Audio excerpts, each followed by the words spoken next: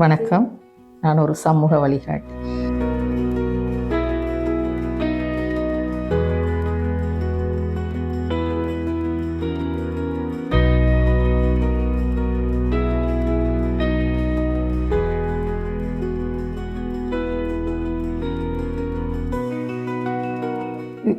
பின்புலமாக இருந்தது ஆரம்பத்தில் எனது தந்தையார் வழிகாட்டல்னு சொல்லணும். தந்தையார் ஒரு முன்னாள் அதிபர். சிறிய பிள்ளை காலத்திலே அவரோட வேலைகளை நாங்கள் பார்த்து என்ன மாதிரி அவர் ஆர்கனைஸ் பண்ணி எல்லா வேலையும் நேரத்துக்கு பாடசாலை 8 மணிக்கு பாடசாலை 6:30 மணிக்கே போய் மேசைகளை ஒழுங்குபடுத்தி பாடசாலையை 7 மணிக்கு போய் பாடசாலையை நடத்துகிறத பார்த்து, அதை விட அவங்களோட டே டு டே லைஃப் என்ன மாதிரின்னு பார்த்து அது ஒரு தந்தையார் ஒரு பெரிய முன்மாதிரியாக இருந்தார். அதுவும் தந்தையாரும் ஒரு பெரிய சமூக சேவையாளர். அப்போ அந்த குழந்தை பருவத்திலிருந்தே அந்த சமூக சேவைன்றது ஒரு மனசில் ஒரு பலமாக பாதிக்கப்பட்ட ஒரு பின்புலம் ஒன்று தான் சொல்லணும். அப்போ அந்த நேரம் துவங்கியே அந்த சமூக சேவை செய்யணும்ன்றது ஒரு பெரிய ஒரு எண்ணம் ஒன்று இருந்துச்சு. அது பிற்காலத்தில் ஏதோ ஒரு வகையில் உருவெடுத்துச்சு. அந்த உருவெடுத்து முன்னுக்கு போகிறதுக்கு ஒரு காரணமாக இருந்துச்சு என்ன கல்வி பின்புலமும் மற்றது டோஸ்ட் மாஸ்டர்ஸ் பின்புலமும் எனக்கு ஒரு பெரிய உந்துதலை தந்துச்சு. அதால் இவ்வளோ தூரம் போகக்கூடிய ஒரு வாய்ப்பு எனக்கு கிடைச்சதுன்னு சொல்லியது. இப்போ நான் உண்மையாக ஒரு சிறிய கிராமத்தில் தான் பிறந்து கல்வி கற்று பல்கலைக்கழகம் சென்று தொடர்ந்து மின்சார கம்பெனியில் எனது தொழில் வாய்ப்பை ஆரம்பித்தேன். அந்த மின்சார கம்பெனியில் தொழில் கிடைச்சது ஒரு பெரிய பாக்கியம் மட்டும் தான் சொல்லணும். என்னென்னா மின்சார கம்பெனி தொடங்கி ஒரு 2 வருஷத்துலேயே நாங்கள் ஒரு ஃப்ரெஷ் இன்ஜினியர்ஸாக முதலாவது பேட்சாக நாங்கள் போய் சேர்ந்தோம். அப்போ அங்கே போய் சேர்ந்த நேரம் ஒரு பெரிய ஓய்வு பெற்ற மின்சார சபையிலிருந்து ஓய்வு பெற்ற பொறியியலாளர்கள் தான் அங்கேண்ட சூப்பர்வைசர்ஸாக இருந்தாங்க. அப்போ அவங்களோட வழிகாட்டல் ஒரு தாக்கத்தை ஏற்படுத்தி தொடர்ந்து மின்சார சபையில் போய் சேவை செய்து 38 வருட காலம் சேவை செய்து போய் வரக்கூடிய நிலையில் ஏற்பட்டதுன்னு தான் சொல்லணும்.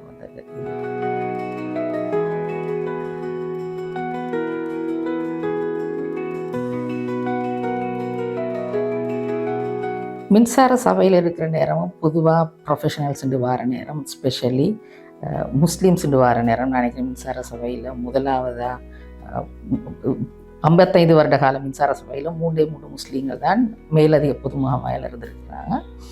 அதில் முதலாவது முஸ்லீம் பெண்மணியாக தான் நான் அந்த இடத்துக்கு போய் சேர்ந்தேன். அப்போ அந்த நீண்ட கால சேவை பல சமூக மக்களோடையும் உள்ள ஒரு தொடர்பை ஏற்படுத்திச்சு. அரசியல்வாதிகள் மற்றும் திணைக்களங்கள் உள்ள அதிகாரிகள், மேலதிகாரிகள், பொதுநல விரும்பிகள், கிராமப்புற மக்கள், இப்போ எல்லாரோடையும் சேர்ந்து வேலை செய்யக்கூடிய ஒரு வாய்ப்பு ஏற்பட்டுச்சு. அப்போ டிரெக்டாக நாங்கள் பப்ளிக்கோட தான் நாங்கள் டீல் பண்ணி கொண்டிருந்தோம். அது ஒரு ஒரு ஒரு சந்தர்ப்பமாக அமைஞ்சிச்சு. என்னைய இன்னொரு விதமாக என்னைய மாற்றிக்கொள்றதுக்கு ஒரு சக்தியாக அமைஞ்சுன்னு சொல்லலை. அப்போவே அந்த நேரம் எனக்கு தெரியும், சில பாடசாலைகளுக்கு கெஸ்ட்டாக வர சொல்லுவாங்க, பேச வர சொல்லுவாங்க. ஆனால் இது எல்லாத்தையும் மேலோங்கி டோஸ்ட் மாஸ்டர்ஸ் நிறுவனத்தில் போய் சேர்ந்த உடனே என்னையே நான் எனது இருக்கிற இயற்கையான வளத்தை இன்னும் என்னை வளர்த்து கொள்ளக்கூடிய ஒரு சந்தர்ப்பம் எனக்கு கிடைச்சிச்சு. பொதுவாக சொல்லப்போனால் மேடை பேச்சுன்னு சொன்னால் எப்பயும் எங்களுக்கு ஒரு இங்கிதம் ஒன்று இருக்குது அங்கே போய் பேசுகிறதுக்கு. ஆனால் இந்த டோஸ்ட் மாஸ்டர்ஸ் கழகத்தில் கிடைச்ச பயிற்சி எந்த பயமும் இல்லாமல் ஒரு 1000 பேர் இருந்தாலும் ஒரு கூச்சம் அச்சமின்றி ஒரு மேடைக்கு போய் பேசக்கூடிய ஒரு திறமையை வளர்த்துச்சுட்டு தான் சொல்லுது. அப்போ அது ஒரு பெரிய உந்துகோலாக இருந்துச்சு. அதோட டோஸ்ட் மாஸ்டர்ஸ் கிடைச்ச பயிற்சியில் நாங்கள் நிறையா நாங்கள் கதைக்கிறதுக்கு முதல் யார் இந்த ஆடியன்ஸில் இருக்கிறாங்க, எந்த வயசான ஆட்கள் இருக்கிறாங்க, கல்வி மட்டம் என்னது, அவங்களோட இதுகளை அண்டர்ஸ்டாண்ட் பண்ணி தான் நாங்கள் பொதுவாக எங்களோட பேச்சுக்களை நாங்கள் உருவாக்கி கொள்வது. அப்போ அந்த அந்த பயிற்சி வந்து பொதுவாக மக்களிடத்தில் ஈர்க்கப்பட்டதுன்னு தான் சொல்லணும். இப்போ அதுவும் இன்னொரு காரணம் நான் இந்த நிலைக்கு வந்ததுக்கு சொல்லணும். அதை தலைமை அடுத்த டோஸ்ட் மாஸ்டர்ஸ் என்றால் it's mean for leadership and communication. அடுத்த லீடர்ஷிப் அண்ட் கம்யூனிகேஷன் அப்போ இயற்கையாகவே அது வந்துட்டுது எங்களை மனதுக்குள்ளால் வந்து. அதால் அது வந்து எனக்கு ஒரு சந்தர்ப்பமாக அமைச்சிச்சு இந்த அளவு தூரத்துக்கு வளர்கிறதுக்கு. அடுத்து வந்து டோஸ்ட் மாஸ்டர்ஸில் உள்ள அதால் எங்களுக்கு கிடைக்கிற பெனிஃபிட் அது வந்து அதை நான் அறிஞ்சதால் எனக்கு தெரியும். அது டோஸ்ட் மாஸ்டர்ஸ் எவ்வளவு தூரத்துக்கு நாங்கள் விருத்தி செய்யணும், இலங்கை மக்களுக்கு எவ்வளவு தேவைப்படுகுதுன்றது வந்து நல்லாவே அறிஞ்சு வச்சேன்டா. நானும் ஒரு கிராமப்புற பெண் என்றபடியால் எங்களுக்கு தெரியும். கொழும்புலண்டா உங்களுக்கு ஆங்கிலத்தில் பேசக்கூடிய சந்தர்ப்பங்கள் இருக்குது பல விதத்துலேயும். ஆனால் நாங்கள் கிராமப்புற மட்டங்களில் போகிற நேரங்களில் அந்த மக்களுக்கு எந்த சந்தர்ப்பமும் இல்லை, ஆங்கிலத்தில் கதைக்கிறதுக்கு எந்த விதமான சந்தர்ப்பமும் இல்லை. அவங்களுக்கு தியரி நாலேஜ் இருந்தாலும் அது பயமின்றி அச்சமின்றி கூச்சமின்றி கதைக்கக்கூடிய சந்தர்ப்பம் இல்லை அவங்களுக்கு. அப்போ நாங்கள் அந்த சந்தர்ப்பத்தை ஏற்படுத்தணும்னா அதுக்கான பிளாட்ஃபார்மை நாங்கள் அமைச்சு கொடுக்கணும். அது மாதிரி டோஸ்ட் மாஸ்டர்ஸ் வந்து அப்படியான ஒரு பிளாட்ஃபார்மை அமைச்சு கொடுத்து பொதுமக்கள் யார் இருந்தாலும் பரவாயில்ல, ப்ரொஃபஷனல்ஸாக இருக்கலாம், பொதுமக்களாக இருக்கலாம், யார் இருந்தாலும் பரவாயில்ல, எல்லாருக்கும் ஒரு காமன் பிளாட்ஃபார்ம் ஒன்று இருக்குது அவங்கள விருத்தி செய்து கொள்றதுக்கு. இப்போ அதுதான் என் எம்பிஷன் என்னன்னு சொன்னால், we should have toast masters club all over the Sri Lanka in every small cities and the village. So அது அப்படி கொண்டு போனால் தான் இவங்களை முன்னுக்கு அதை பயமின்றி அச்சமின்றி எதையும் செய்யக்கூடிய திறமையை அவங்க வளர்த்துக்கொள்வாங்க.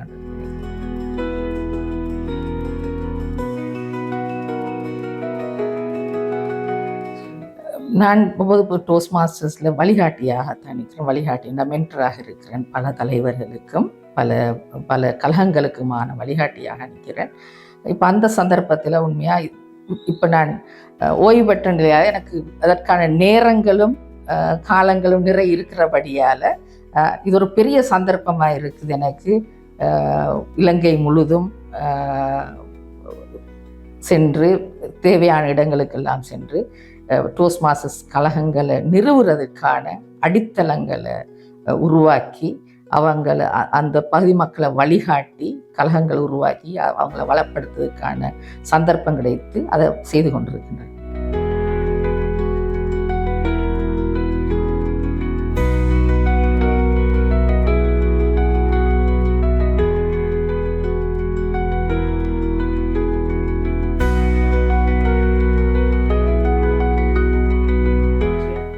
அதிகமாக இது சார்ந்த பயிற்சிகளை தான் கொடுக்குறோம். என்னென்னா தொடர்பாடல்ன்றது வந்து சரியான முக்கியம். இப்போ பொதுவாக சொன்னால் நீங்கள் யாராவது ஒரு வீட்டை எங்கே இருக்குதுன்னு கேட்டால் சரியாக எந்த இடத்துல அந்த வீடு இருக்குதுன்னு சரியாக சொல்கிறதுக்கான தொடர்பாடலும் இருக்கணும். அது மாதிரி தொடர்பாடுற நேரம் சில பேர் இப்போ we should respect the people.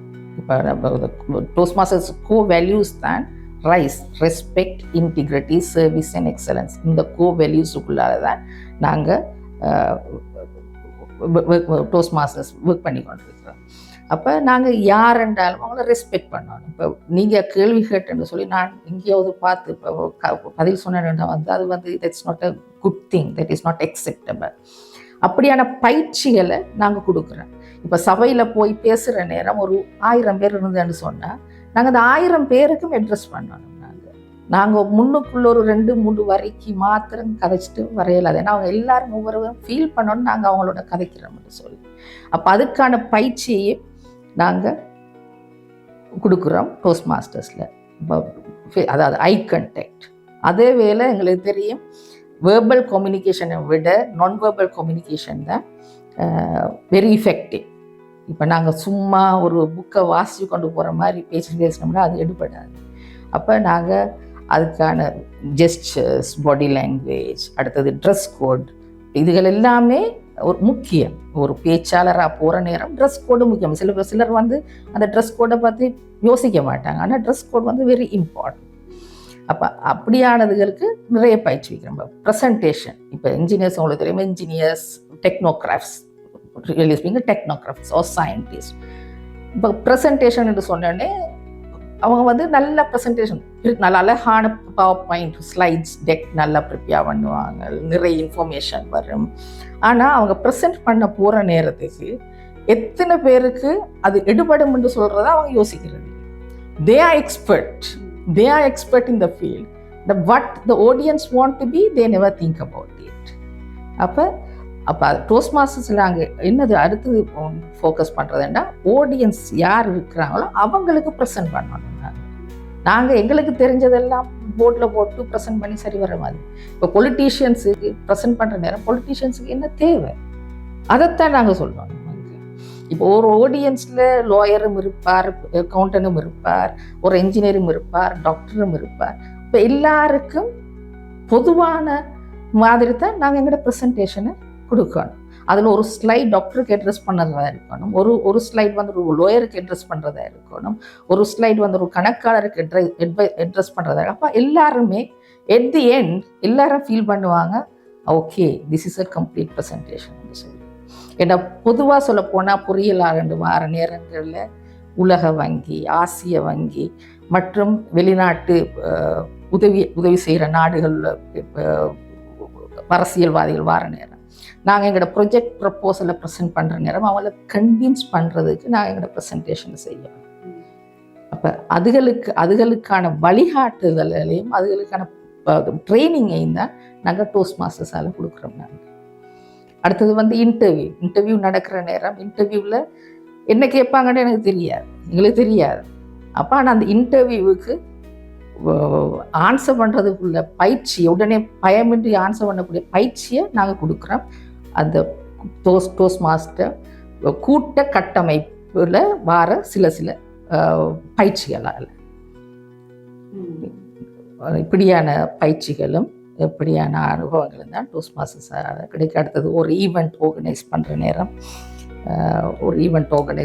அது என்ன மாதிரி அந்த ஈவெண்ட் ஆர்கனைஸ் பண்ணுறது.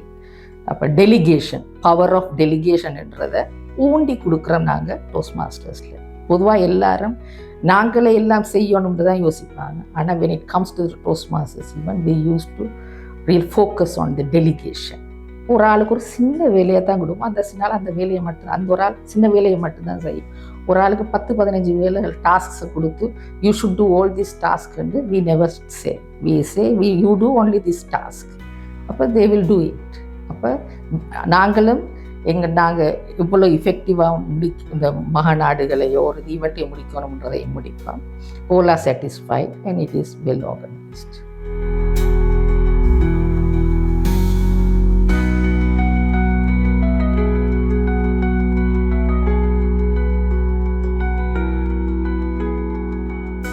டோஸ்ட் மாஸ்டர்ஸ் வந்து ஒரு காமன் பிளாட்ஃபார்ம்.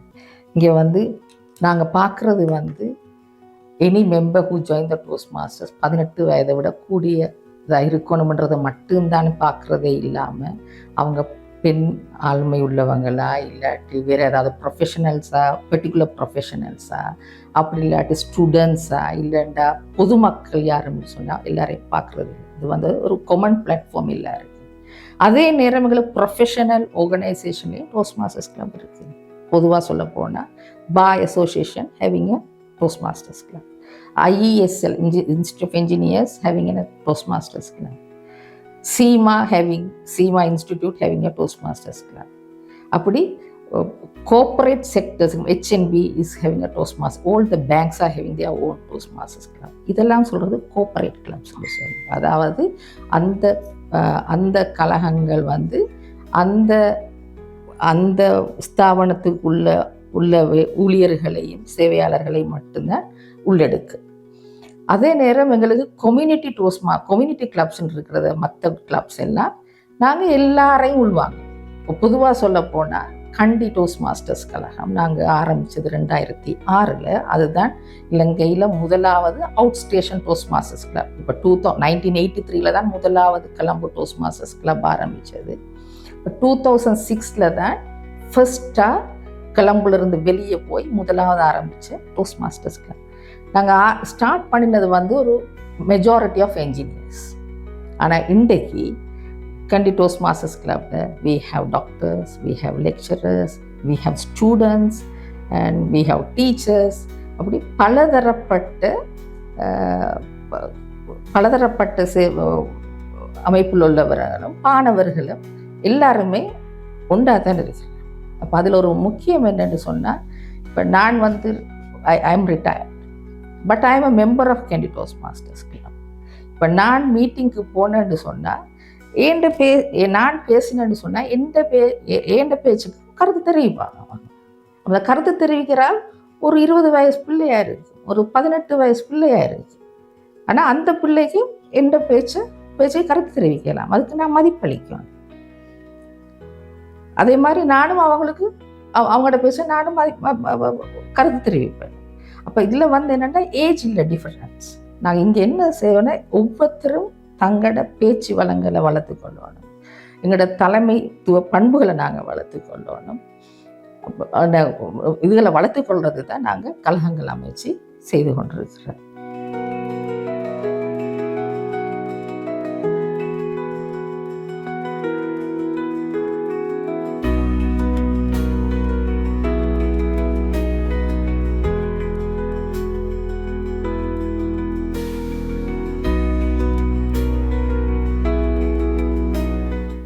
பேச்சாளர் கையாள வேண்டிய தந்திரம் தான் முதலாவது ஆடியன்ஸில் யார் இருக்கிறாங்கன்றத நல்லா தெரிஞ்சு விடணும்.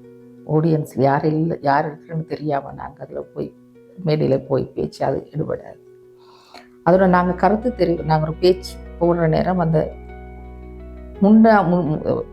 கூட்டத்துக்கு முன்னாலே நாங்கள் அறிஞ்சிருக்கோம், நாங்கள் எந்த தலைப்பில் நாங்கள் பேசணும்னு சொல்லி அந்த தலைப்புக்கு இருக்கிற ஆடியன்ஸுக்கு நாங்கள் எப்படி கருத்து தெரிவிக்கணுன்றதை நாங்கள் விளங்கினாத்தான் எங்களுக்கு அந்த பேச்சு வந்து ஒரு சபைக்கு எடுபடக்கூடியதாக இருக்குது. அதே நேரம் அந்த பேச்சு வந்து மிகவும் நீண்டதாக ஒரு 1/2 மணித்தியாலம் 1 மணித்தியாலம் பேசினோம்னு சொன்னால் அதில் அரைவாசி அந்த ஆடியன்ஸுக்கு போகாது. அப்போ நாங்கள் எப்போவுமே எங்களோட பேச்சை ஒரு 15 நிமிஷம் 20 நிமிஷத்துக்குள்ளார நாங்கள் முடிக்கக்கூடிய பயிற்சியை நாங்கள் பெற்றிருக்கோம்.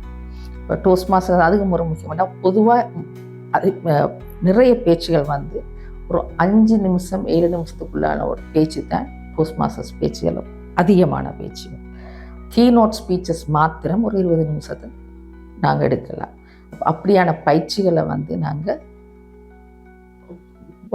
கழகங்கள் மூலமாக கொடுக்குறதால நாங்கள் யாருமே ஒரு 15-20 நிமிஷம் பேச சொன்னால் கொஞ்சம் யோசிப்போம், அவ்வளோ நேரம் என்ன பேசலாம்னு சொல்லி. ஏன்னா அந்த பேசுகிற கொஞ்ச நேரத்துக்குள்ளால நாங்கள் எங்களோட கருத்துக்கள் எல்லாம் தெரிவிச்சிடணும். அப்போ தான் அந்த சபைக்கு எடுபடும். ஒரு 15-10 நிமிஷம் பேச்சை ஆக்கள் அப்சர்வ் பண்ணுவாங்க. நாங்கள் ஒரு 1/2 மணித்தியாலம் பேசினு சொன்னால் அந்த எடுபடுற பேச்சும் எடுபடாது. அப்போ நேரம் முக்கியம், தலைப்பு முக்கியம், ஆடியன்ஸ் முக்கியம். அடுத்து அன்றைய எந்த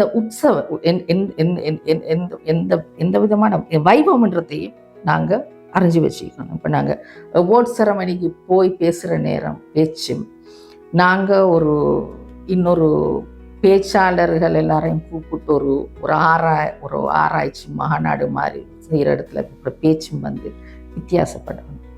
அந்த அவார்ட் செரமனியில் கொடுக்குற பேச்சும் நாங்கள் போய் பேரண்ட்ஸ் மீட்டிங்கில் போய் பேசுகிற பேச்சும் ஒரு வித்தியாசமாக இருக்கணும். அப்போ நாங்கள் அந்த எந்த வைபவங்களுக்கு நாங்கள் போகிறோமோ அந்த வைபவங்களுக்கு குறித்தான தலைப்பு எடுத்து அது அப்படியான ஆடியன்ஸுக்கு நாங்கள் என்ன மாதிரி பேசுகிறன்றதை புரிஞ்சு பேசணும்.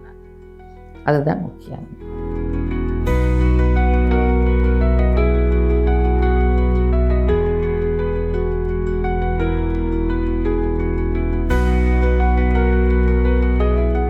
பெண்கள் வந்து எங்களுக்கு எல்லாருக்கும் தெரியும், வீட்டு சூழலிருந்து ஒரு வரையறைக்குள்ளே தான் பொதுவாக பெண்கள் வந்து இருக்கிறது.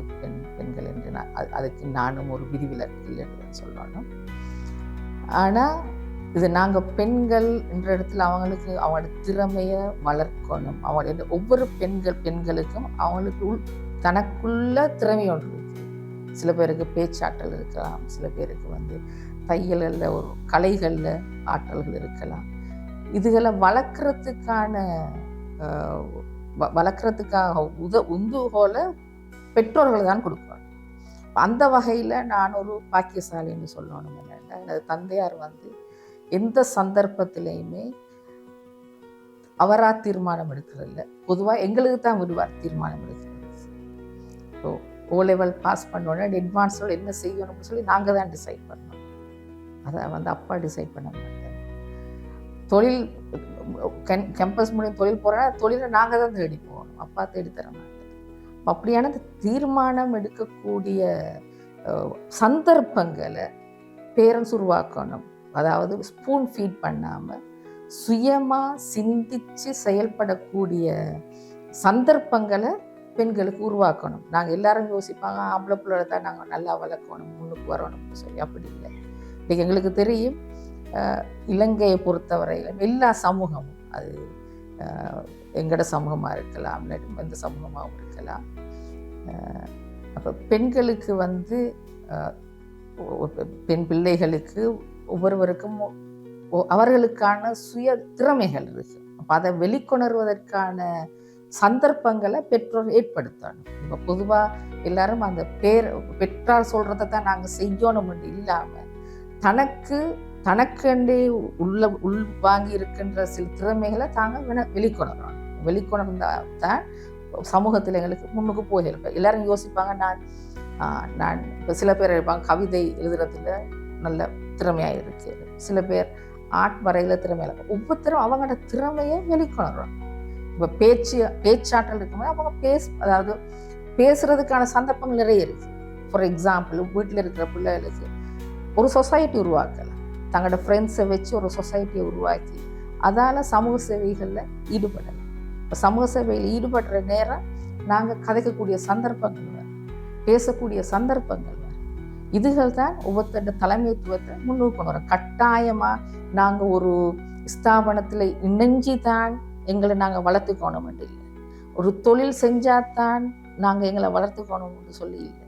ஆனால் ஒவ்வொருத்தருக்கும் சந்தர்ப்பம் இருக்குது. அந்த சந்தர்ப்பத்தை ஏற்படுத்துறது எங்கள்ட கையில் தான் இருக்குது. இப்போ நாங்கள் அட்வான்ஸ் படித்து வெளியே வந்த உடனே கேம்பஸ் போகிறாக்கள் கேம்பஸ் போவாங்க, கேம்பஸ் போகாதாக்கள் வீட்டில் ஒழிப்பாங்க. ஆனால் வீட்டில் இருந்த உடனே யோசிக்கப்படாத, ஐயோ எனக்கு முன்னுக்கு போக இயலாதே அப்படி இல்லை. எல்லாருக்கும் ஒரு தங்களுக்கான ஒரு தைரியம் ஒன்று இருக்கணும். தான் எதில் திறமையாக இருக்கிறேன்றதை தான் உணரணும். இப்போ வந்து நீங்கள் ஒரு ஒரு பேச்சாளராக, நீங்கள் ஒரு சமூக சேவையாளரான்றது எனக்கு சொல்லலாது, உங்களுக்கு தான் தெரியும். நீங்கள் ஒரு சமூக சேவையாளரா அல்லது ஒரு பேச்சாளரா இல்லாட்டு வேறு திறமைகளை கொண்டவரான்றது உங்களுக்கு தான் தெரியும். பட் நீங்கள் தான் அந்த சந்தர்ப்பத்தை ஏற்படுத்தணும். அதுக்கான சந்தர்ப்பங்கள் ஏராளமாயிருக்கு.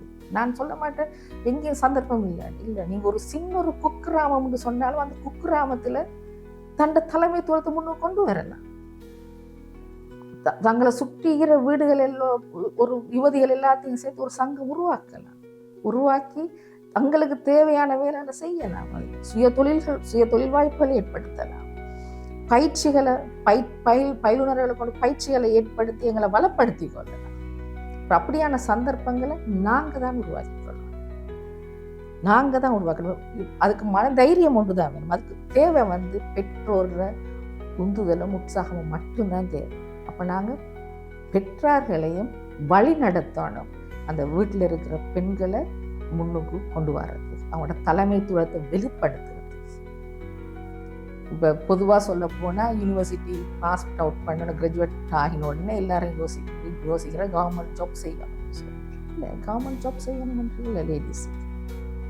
அது இல்லாமல் சுயமாக தங்களுக்குள்ளே ஒரு ஒரு சுயதொழில் ஈடுபடலாம், வகுப்புகள் நடத்தலாம். அது இல்லாமல் வேறு சமூக சேவைகளை செய்யலாம். சுய தொழில் எந்தெந்த பிரிவுகளில் சுய தொழில்கள் இருக்குதுன்னு ஆராய்ஞ்சு அதில் நாங்கள் எங்களை ஈடுபடுத்தி கொள்ளலாம். இப்போ வந்து எங்களுக்கு தெரியும், முந்திதான் நாங்கள் அறிவை தேடுறேன்னு சொன்னாலும் பயிற்சிகளை தேடுறேன்னு சொன்னாலும் டிவியை பார்க்கணும், இல்லாட்டி சொன்ன ஒரு ரேடியோவை கேட்கணும், இல்லாட்டி பேப்பரை பார்க்கணும். ஆனால் இன்றைக்கு வந்து விரல் நொடியில் எல்லாம் இருக்குது. ஃபோன் எடுத்த முடியும் சொன்னால் ஃபோனில் எல்லாமே. உங்களுக்கு ட்ரைனிங் வேணுமா, ட்ரைனிங் மொடியூலை பார்க்கணுமா, இன்டர்நெட்டை சர்ச் பண்ணினீங்கன்னு சொன்னால் எல்லாம் தெரியும். அப்போ எங்களோட கலைகளையும் எங்களோட திறமைகளையும் வெளிக்கொணர்றதுக்கு எவ்வளோ வாய்ப்புகள் இருக்குது. அதுகளை நாங்கள் முன்னெடுத்து செல்லணும். அப்படியான எங்களுக்கு அந்த சந்தர்ப்பங்கள் அந்த காலத்தில் குறைவாக இருந்துச்சு. அப்போ இன்றைக்கு வந்து அந்த சந்தர்ப்பங்கள் வந்து ஏராளமாயிருச்சு. அப்போ நாங்கள் பெண்களாக பிறந்துட்டோம்ண்டோ இல்லாட்டி எங்களோட ஆடை அமைப்புகளோ எந்த சந்தர்ப்பத்துக்கும் தடையா இல்லைன்னு நான் உறுதியாக சொல்வேன். பொறியியல் துறை வந்து ஆண்களுக்கு பொதுவாக எல்லாரும் யோசிக்கிறது ஒரு ஆண்மயப்படுத்தப்பட்ட ஒரு துறை தான் பொறியியல் துறை என்று சொல்லி. ஆனால் இன்றைக்கு லேடிஸும் பொறியியல் துறையில் எவ்வளோ பேர் முன்னுக்கு வராங்க. ஒரு 30-40 வருஷத்துக்கு முந்தையாவது ஒரு வந்து எக்ஸப்ஷனாக இருக்கலாம், இன்றைக்கு வந்து அது நார்மலாக வந்து. அதே நேரம் ஒரு மின்சார சபைன்றது உங்களுக்கு தெரியுமா, மக்களோட மக்களாக எல்லாருக்கும் சேர்ந்து வேலை செய்கிறேன்டா. என்னடா இப்போ என்ன ஒரு மின்சாரம் வந்து ஒரு 2 நிமிஷம் நின்றாலுமே எல்லாரும் படமாறி போவாங்க. இன்னைக்கு மின்சாரம் இல்லாட்டி எதுவுமே நடக்க மாட்டுச்சு. இப்போ அந்த அளவுக்கு பழகிட்டாங்க. அப்போ அந்த மாதிரி சவால்களுக்கு தான் நாங்கள் மின்சார சபையில் பொறியியலாளர் வந்து சவால்களுக்கு முகம் கொடுத்து தான் இந்த ஒவ்வொரு நிலைகளுக்கும் வந்தோம் நாங்கள் நிறைய. இதிலெல்லாம் சவால். இப்போ பொதுவாக சொல்ல போனால் நான் என்னது தொழில் வாய்ப்பு செய்கிற நேரம் திடீரென்று எனக்கு கண்டியில் இருந்த ஒரு 10 வருட காலம் கண்டியில் சேவை செய்த உடனே அனுராதபுரத்துக்கு சேவை செய்ய வேண்டிய கட்டத்துக்கு வந்தேன். நான் வந்த நேரம் எனக்கு 5 பிள்ளைகள், 5 பிள்ளைகளுக்கும் இடையில் ஒரு 6 வருஷம்தான் வித்தியாசம். அப்போ 5 பிள்ளைகளும் சின்ன அக்கா, சின்னவருக்கு ஒரு 2 வயசு. ஆனால் நான் போகணும் அனுராதபுரத்துக்கு. ஆனால் பிள்ளைகளை கூட்டி கொண்டு போக இல்லாதேன்டா ஹஸ்பண்ட் வந்து ஒரு பிரின்சிபல், அப்புறம் அவர் ஊரில் நிற்கணும். ஹஸ்பண்டு அம்மா எங்களோட அந்த அம்மா எல்லாரும் இருந்தாங்க. அப்போ அவங்கள விட்டுட்டு எங்களுக்கு போக இல்லாது, இந்த சந்தர்ப்பத்திலையும் ஊரை விட்டு போக இல்லாது. ஒரே ஒரு சந்தர்ப்பம் நான் தான் போகணும்ன்றது.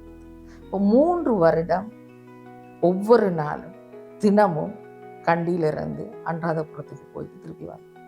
ஆனால் இதே நான் வேறு யாரும் சொன்னேன்னு சொன்னால் இல்லாது நான் ரிசைன் பண்ணி போட்டு இன்று எனக்கு போகலான்னு சொல்லுவாங்க. ஆனால் நான் ஏன் அந்த முடிவை எடுத்தேன்ன்ற, நாங்கள் தொழிலுன்னு எடுத்துட்டேன். தொழிலுன்னு எடுத்ததுக்கு பிறகு அது நாங்கள் சம்பளத்துக்கு மட்டும் செய்கிற தொழில் இல்லை.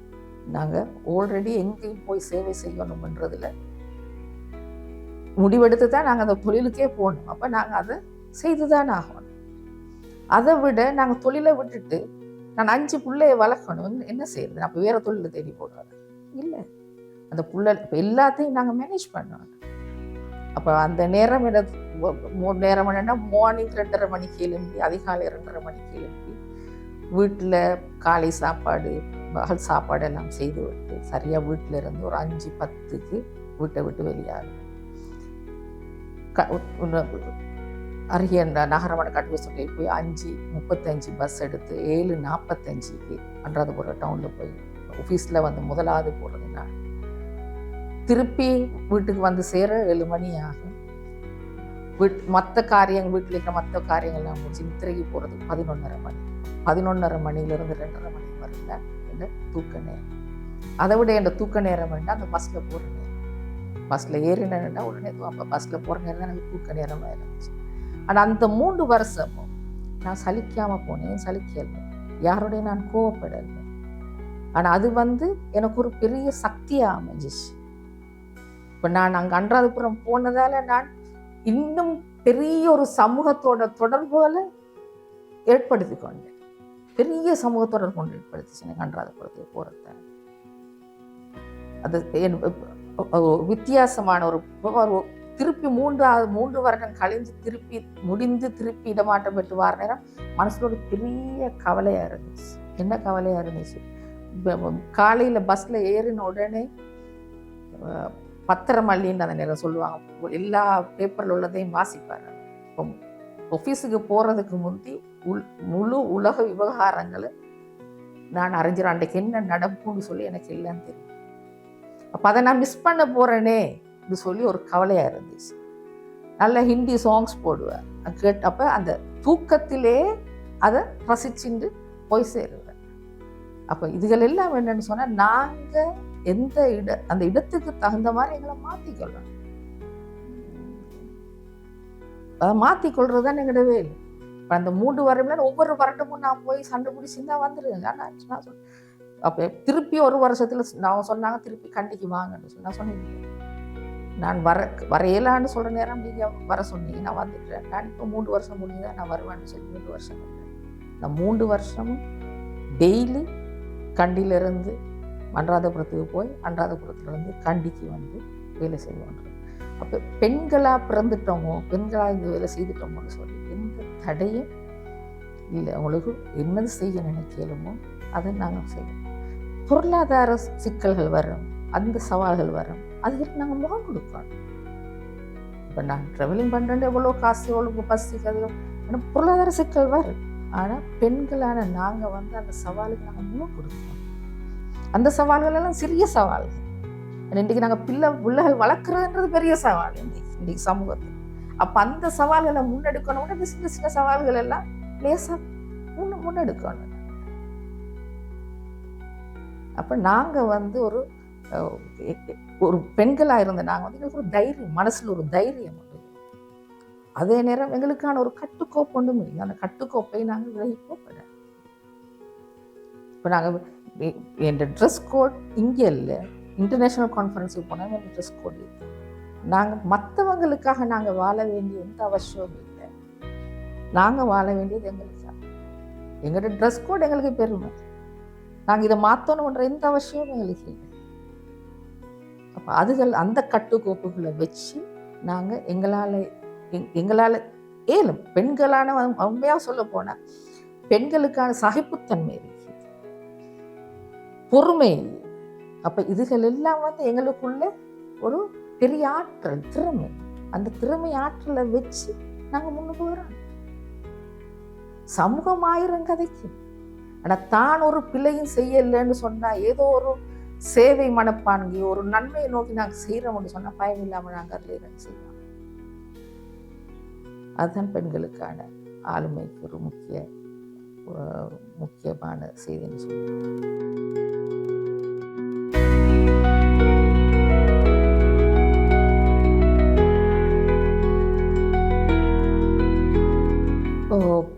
பொதுவாக சொல்லப்போனால் பின்தங்கிய இடங்களில் உண்மையாக அவங்களுக்கு நிறைய விழிப்புணர்வுகள் தேவைப்படுது. அவளுக்கு என்ன செய்கிறது, எது செய்கிறன்றது தெரியாது. பொதுவாக டோஸ்ட் மாஸ்டர்ஸ் கூடத்தான் பொதுவாக இப்படியான இடங்களுக்கு போகக்கூடிய சந்தர்ப்பம் எங்களுக்கு ஏற்பட்டதுன்னு சொல்லி. அப்போ அந்த சந்தர்ப்பங்களில் வந்து நாங்கள் விழிப்புணர்வு, அதாவது அவேர்னஸ் ப்ரோக்ராம் செய்கிற நேரங்களில் ஃப்ரீயாக தான் செய்கிறோம். நாங்கள் எல்லாரும் இன்வைட் பண்ணோம். அப்போ அவன் வருவான். வந்தால் அவங்களுக்கே விளங்கும் அவங்களுக்குள்ள திறமையை எப்படி வெளிக்கொணரணும்னு சொல்லி. அப்போ அந்த சந்தர்ப்பங்களில் டோஸ்ட் மாஸ்டர்ஸ் வந்து not limited only for the youngsters or elders or whatever it is, ladies or gents. இன்றைக்கு ஸ்ரீலங்கா டோஸ்ட்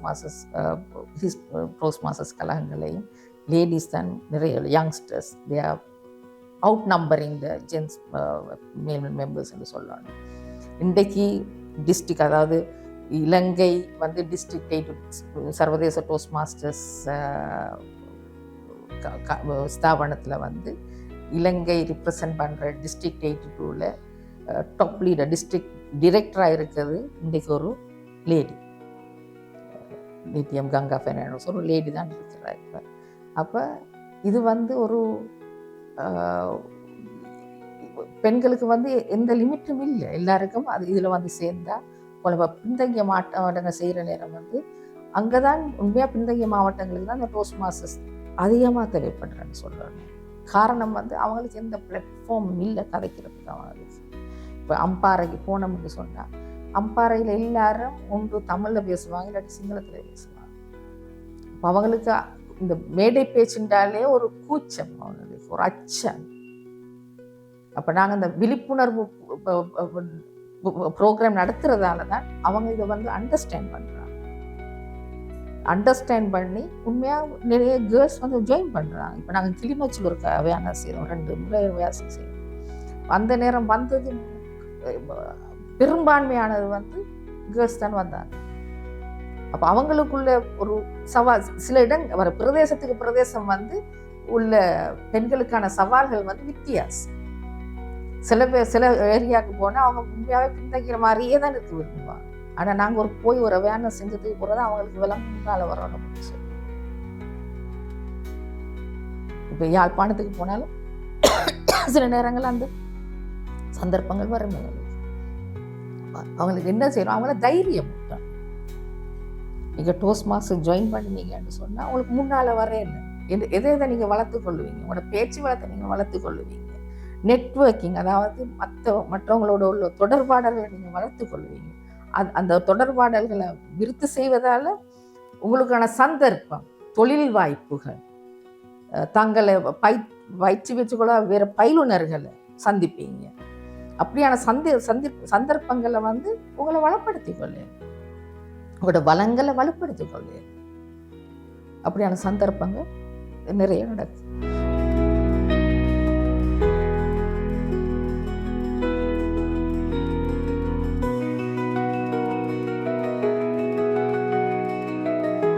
அன்பார்ந்த தாய்மார்களே, சகோதரிகளே, பெண்களான உங்களுக்கு நான் ஒரு பெண்ணாக இருந்து எவ்வளோ தூரம் எவ்வளோ சவால்களுக்கு முகம் கொடுத்து ஒரு உயர்ந்த பதவிக்கு அதே நேரம் டோஸ்ட் மாஸ்டர்ஸ் கழகத்திலே முழு இலங்கைக்கும் கழகங்களுக்கான பொறுப்பாளராக வந்தேன். நீங்கள் எல்லாரும் ஏதோ ஒரு சாதனையாளர்கள், ஒரு திறமையாளிகள்.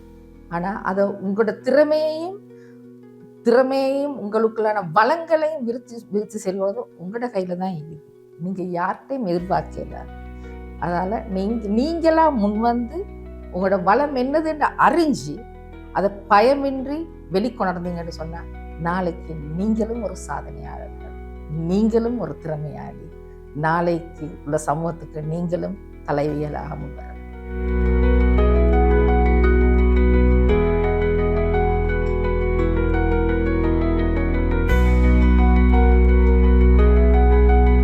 இந்த ஸ்கில்ஸை தயார்படுத்தி எங்களுக்கு எல்லாருக்கும் தெரியும். எங்களை எந்த வயசும் வராமல் எங்களை எல்லா விஷயங்களையும் அப்டேட் பண்ணிக்கொள்ளணும். அது முக்கியம். அதுக்கு வயது ஒரு எல்லை இல்லைன்னு தான் சொல்லணும். இன்றைக்கி உலகளாவிய ரீதியில் அரசியல் என்ன தாக்கங்கள் ஏற்படுது ஒரு நாட்டு அல்ல. இலங்கையில் அரசியல் என்ன நடக்குது, இலங்கையில் மக்கள் என்ன மாதிரி எந்த விதமாக கஷ்டப்படுறாங்கன்றதை நாங்கள் எங்களை அப்டேட் பண்ணிக்கொள்றதுக்காக நான் நினைக்கிறேன். இன்றைக்கி பத்திரிகை வாசிக்கிறது, அடுத்தது நாங்கள் ஃபோனை பார்த்தோம்னு சொன்னால் எங்களை இந்த நிமிஷம் வரையும் என்ன நடக்குதுன்றதை அப்டேட் பண்ணுறதை நாங்கள் அப்டேட் பண்ணிக்கொள்ளணும். அது கட்டாய கடமை. அதே நேரம் எங்களோட வளங்களை வளப்படுத்துறதுக்கும் நாங்கள் பலவித தேவையான பயிற்சிகளை வயதில்லை என்று பாராமல் நாங்கள் அந்த பயிற்சிகளை நாங்கள் பெற்றுக்கொள்ளணும். ஏன்னா இப்போ youngsters they have lot of knowledge, so we should really understand to learn from them. We should unlearn from ourselves and we should understand to learn from them. We should not feel shy about it. அதே நேரம் வளர்த்துக்கிறதுக்கு எங்களை வளர்த்துக்கிறதுக்கும் இப்படியான சேவை செய்கிறதுக்கும் எங்களுக்கு நிறைய support தேவை. அது முதலாவது எங்களுக்கு சப்போர்ட் தேவை ஃபெமிலிக்குள்ளாருன்னு தான் சொல்கிறாங்க. எனக்கு ஆரம்பத்தில் நான் சொன்ன மாதிரி எனது தந்தையார் ஒரு ஓய்வு பெற்ற அதிபர், அவன் தாயார் ஒரு ஓய்வு பெற்ற ஆசிரியர். அம்மா அப்பாவோட உதவி எனக்கு நிறைய கிடைச்சதுன்னு தான் சொல்லணும். வேண்டாம், எனக்கு 5 பிள்ளையும் வளர்க்குறதுக்கு எல்லாரும் சின்ன பிள்ளை வளர்க்குறதுக்கு அவங்க நிறைய சப்போர்ட்டாக இருந்தாங்க. அதே நேரம் மாமியும் மாமா எனது கணவரின் தந்தையும் தாயாரும் நிறைய உதவியாக பக்கபலமாக இருந்தாங்கன்னு சொல்லி அது ஒரு காரணம். எனக்கு எனது காரியாலய பணிகளை சரியாக செய்கிறதுக்கு, காரியாலய பணிகளை விட்டு மேலதிகமாக வேலை செய்கிறதுக்கான சந்தர்ப்பங்கள் எனக்கு அமைஞ்சிச்சு. அதே நேரம் காரியாலய வேலைகளோடு இல்லாமல் எக்ஸ்ட்ராவாக வேலை செய்கிறதுக்கு உண்மையாக எனது கணவர் நிறைய சப்போர்ட் தந்தார்னு தான் சொல்லணும். சில நிறைய நேரங்களில் வீட்டுக்கு போகிறதுக்கே நான் இரவு நேரங்கள் ஆகிறது. ஸ்பெஷலி நான் இந்த டோஸ்ட் மாஸ்டர்ஸ் லீடர்ஷிப் இருக்கிற நேரங்களில் மார்னிங்கில் ஆஃபீஸுக்கு போயிட்டு அதை முடிய திருப்பி கொழும்புக்கு கொழும்புல இருக்கிற ஃபங்க்ஷன்ஸ் எல்லாம் முடிச்சுட்டு வீட்டுக்கு போய் சில நேரம் இரவு 1 மணி 2 மணி ஆகிற நேரங்கள் இருந்துச்சு.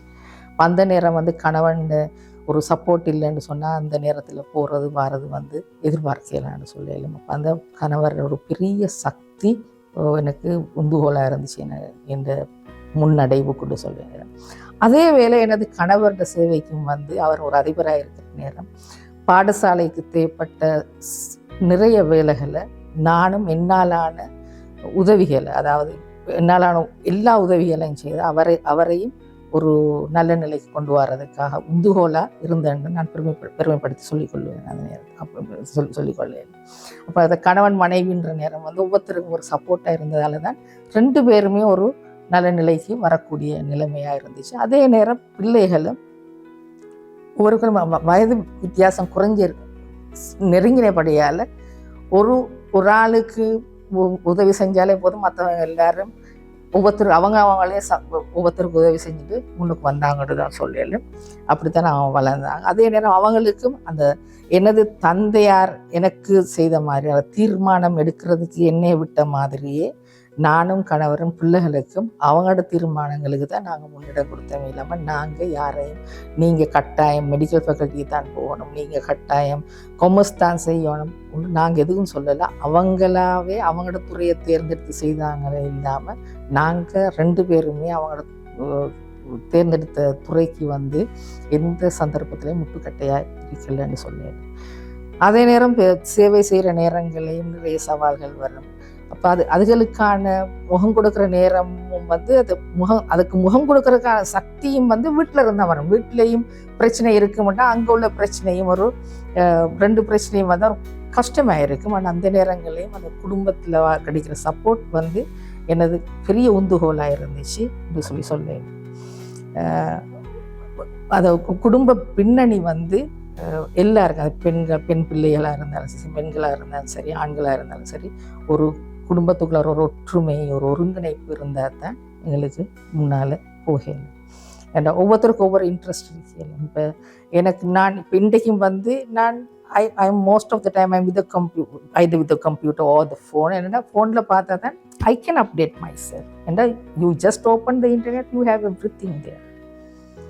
ஆனால் அதே நேரம் சில பேர் சொல்லுவாங்க என்ன ஒரே ஃபோனில் இருக்கிறான்னு சொல்லி. But it's phone, but at the same time எங்களுக்கு ஹாபீஸ்ன்ற மாதிரி இருக்கும். ஸோ இப்போ இந்த நேரமும் நாங்கள் சீரியஸாக ஒரு புக்கை வாசி கொண்டிருக்கிறதாலேயோ ஒரு புத்தகத்தை வாசிக்கிறதாலேயோ எங்களை அறிவு விருத்தி செய்கிறதால எங்களுக்குன்னு சொல்லி ஒரு டைம் ஒன்று இருக்கணும். I am really do lot of play with lot of games. I read lot of novels and those are அதுதான் என்னோட ஹாபீஸ் என்று சொல்லலாம். இன்றைக்கி ஃபோன் எடுத்தேன்னு சொன்னால் you can download lot of novels so you can easily read it. அதே மாதிரி you play the games, you really keep your brain alive. அந்த games விளையாடுறதால you keep your brain alive. அதை சோர்வடையாமல் சிந்திக்கக்கூடிய ஆற்றலை வளர்க்குறதுக்கான கேம்ஸை நாங்கள் ப்ளே பண்ணணும். சும்மா எல்லா கேம்ஸும் இல்லை, அதுகளை சூஸ் பண்ணி ப்ளே பண்ணணும். அதுகளை செய்து கொண்டு இருக்கிறேன்.